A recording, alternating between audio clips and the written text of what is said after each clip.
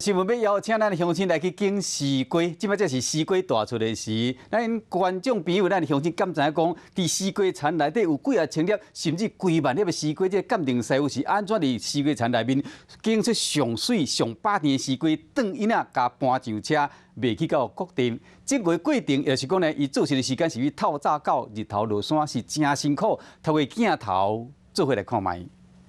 听声音啊，还有那个屁股啊，还有它的温度还没有很开啊。今伫西瓜田当中来看西瓜，然后就随等红色的囡仔。这位是西瓜鉴定师，一透早就伫西瓜田咧看西瓜。听声音啊，像在打鼓这样啊。做西瓜鉴定的工课已经有6、7年的时间，倒位有西瓜要采收，伊就去鉴定，全台湾拢走透透。是几千颗这样啊。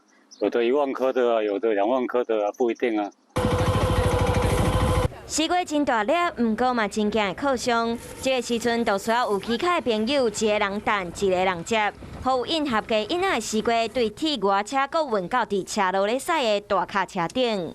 要强壮，就是劳动跟运动，胸肌才会动。OK。叠锅看个人的技巧啦，你叠得好，才不会有撞伤碰伤啊。你车子开得不好，伤到了到行口，大家一看就知道。